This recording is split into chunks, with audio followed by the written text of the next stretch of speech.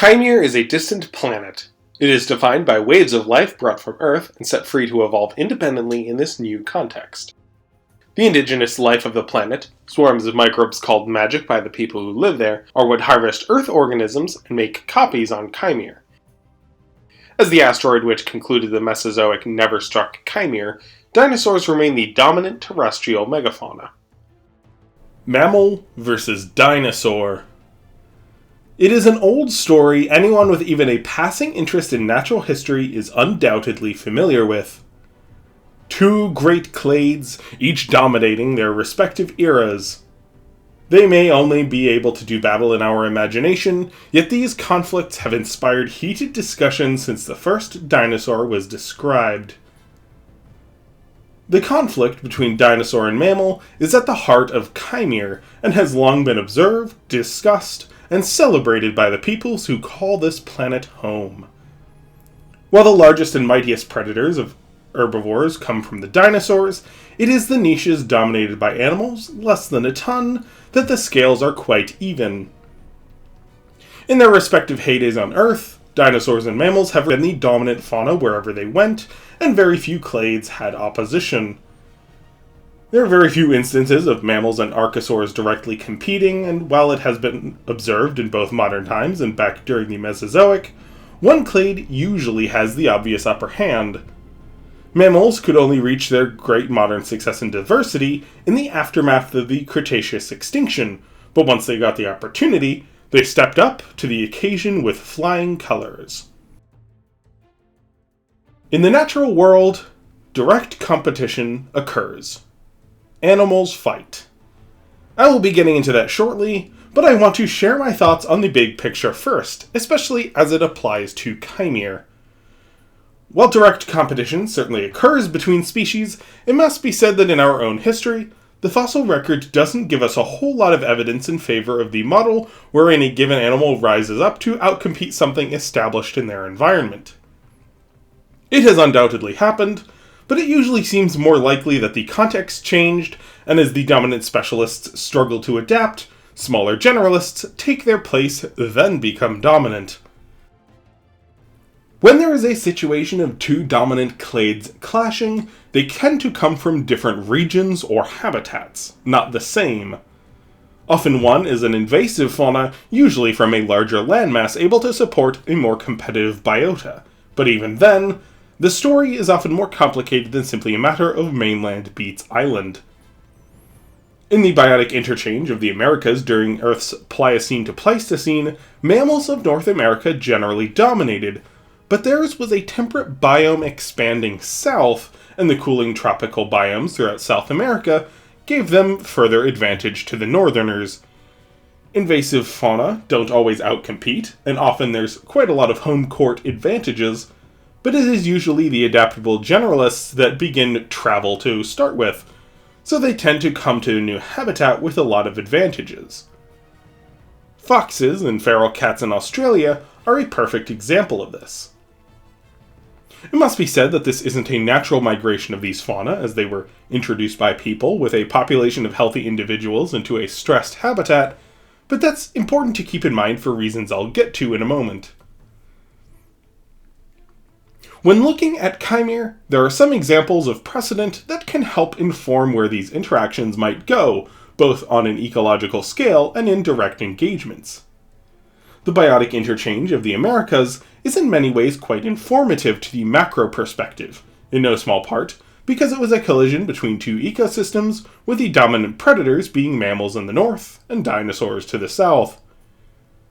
That said, it was a gradual interchange.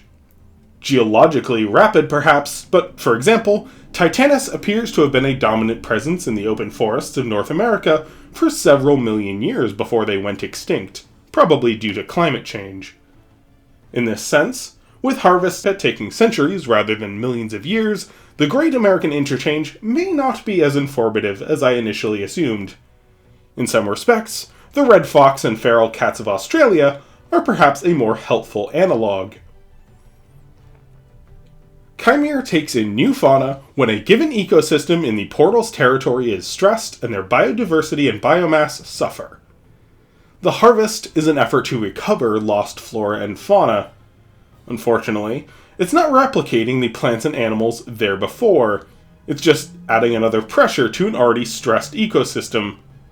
It is not natural interchange. The reason the known world has such extreme biodiversity is that every time the region takes a hit, it is inundated with new fauna that generally have an advantage over the struggling native fauna.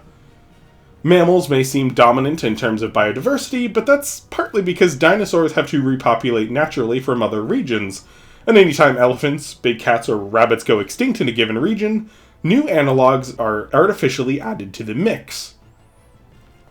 Then again, if dinosaurs were overwhelmingly dominant, surely they would prevent any mammal encroachment on their niches, which they clearly don't. The crowded nature and artificial biodiversity of the known world means that there are a lot of these direct competition interactions than you might find beyond the known world, even in these same continents. Both groups ruled their respective eras, and on an ecological scale, they both have their strengths.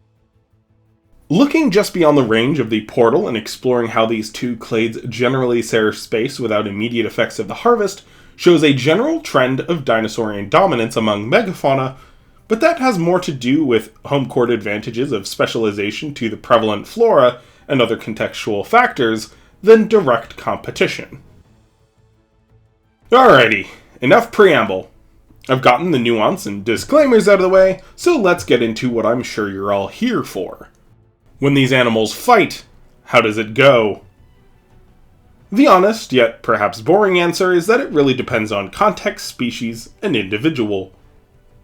In our own ecosystems on Earth, an experienced leopard tom may dispatch a larger subadult lion, and wolverines may bring down a starving moose mired in snow, but these outliers should not be taken as how a given species generally interacts, and a statistical majority of dominance doesn't mean a guaranteed outcome. However, in dinosaurs and mammals of similar size, especially when discussing conflict between predators, there are some trends worth noting that can inform how these fights may go. Let's take the large predators of western Arvel as a case study. In linear dimensions, the hedgeback and silver cockatrice are on the same footing. They are generally the same size. The hedgeback, however, is a lot heavier and stronger.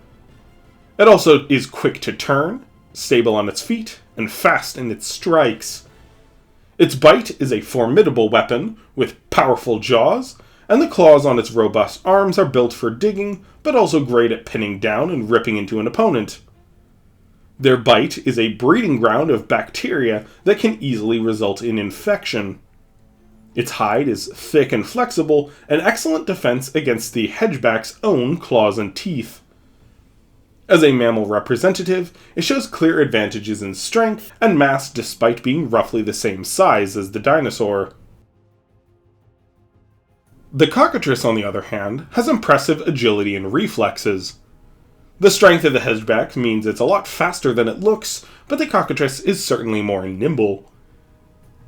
Its long neck also means it has greater reach than the swipe of the hedgeback's paws, and the jaws packed with teeth adapted for slicing, and their own cocktail of harmful bacteria, means that a single bite can be lethal down the road.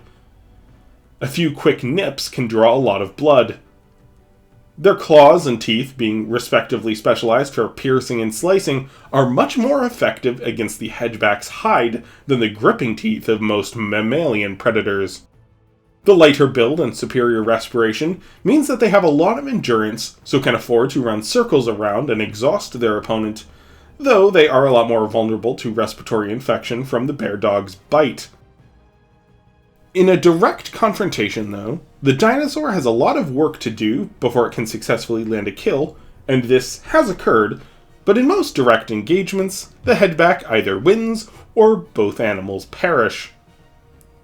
Neither predator has a good chance of surviving unscathed, so as a general rule, they are both intelligent enough to know to avoid a fight altogether.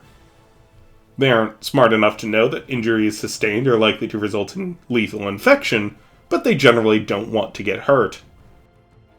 That said, the silver cockatrice is overwhelmingly more abundant, often by a full order of magnitude.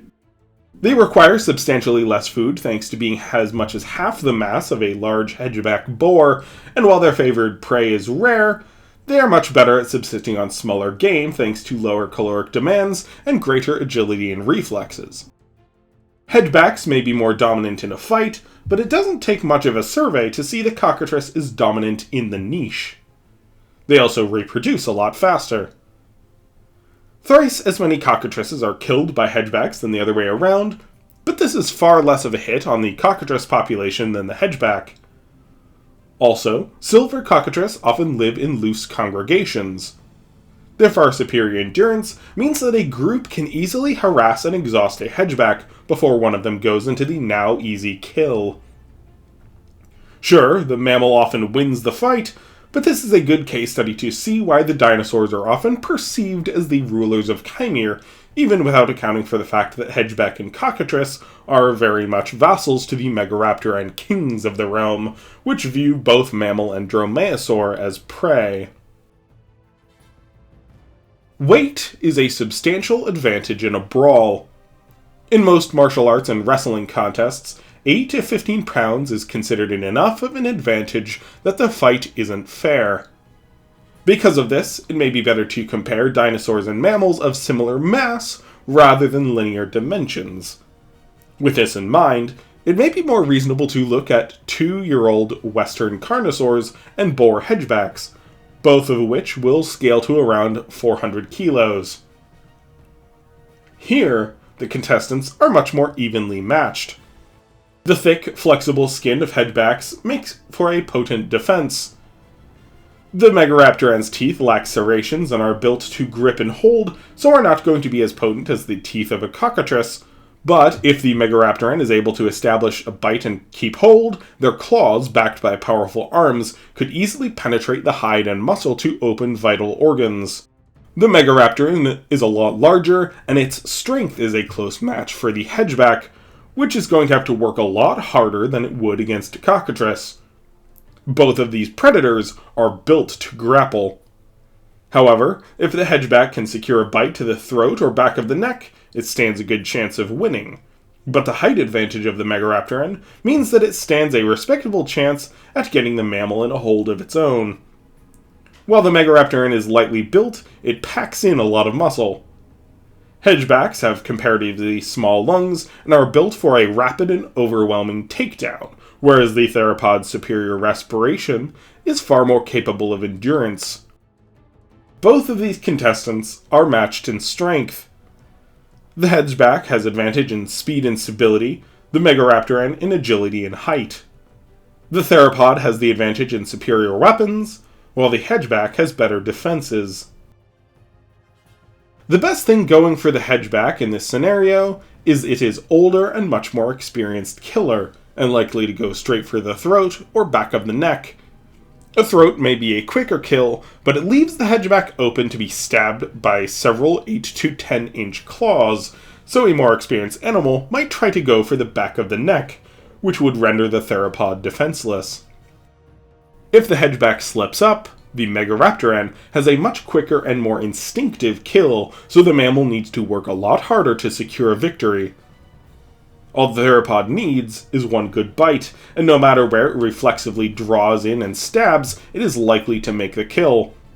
Also, the megaraptoran can last a lot longer in a fight. This is a contest the hedgeback must end quickly. It is an expert at that, but if it slips up and fails the initial assault, its chances rapidly diminish. There are, of course, many other animals to use as examples. Mammals like pronghorn and dog have superior endurance compared to hedgebacks, and ornithischian dinosaurs lack the air sac system that makes sauropods and theropods lighter for their size. The sculosaurs have a much faster rate of reproduction than competing ungulates, though the litter size of many carnivorans puts them on the same level as a lot of theropods.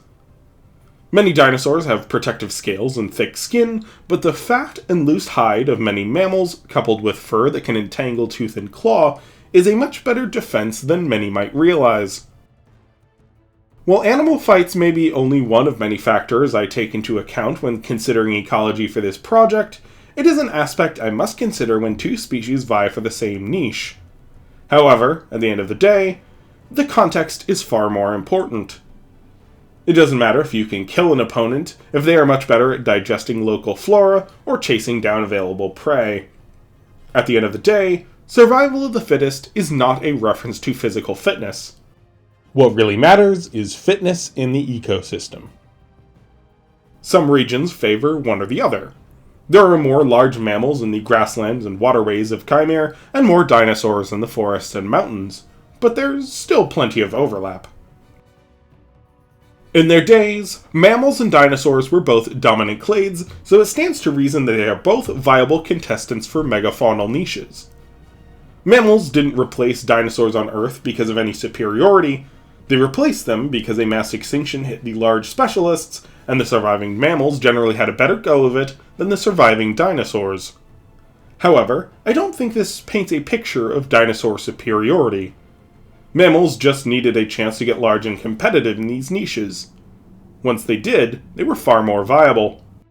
Kaimere offers an opportunity to experiment with this possibility in ways we didn't get to see on Earth, and while context is king, the confrontations between these clades has turned the known world into an arena of possibility. Some of you may not agree with how I chose to distribute these different lineages, and that's fine. It's just fun speculation, and there's plenty of room for other projects out there to take other interpretations. Imagining these animals interacting may not have much of an impact on their ecology as other factors, but as a writer and artist, it's often important for creating engaging drawings and stories. It's also obviously something I enjoy, and hope you do too. 3 years ago, I made my first episode on this channel introducing people to Kaimere. I must say I was confident it would perform pretty well. I'd also built up a wonderful community on Instagram and DeviantArt, and it's hard to put yourself out there if you don't think anyone's going to like what you do. That said, I was still blown away by the reception. Because of this channel and the support system that followed, I was able to quit my day job and fully devote my time to developing this project and writing stories in this setting, as I've been hoping to do since I was 12. Thank you so much to everyone who has supported me along the way. To my Patreon patrons and video sponsors, I couldn't do this without you, and to all of you watching and subscribing to this channel, you help spread the word which further enables me to continue my progress. I wanted to make this video as one of my many tokens of gratitude. Thank you all for watching, and I will see you on Tuesday for the last episode of March of the Crocodiles. Cheers, folks!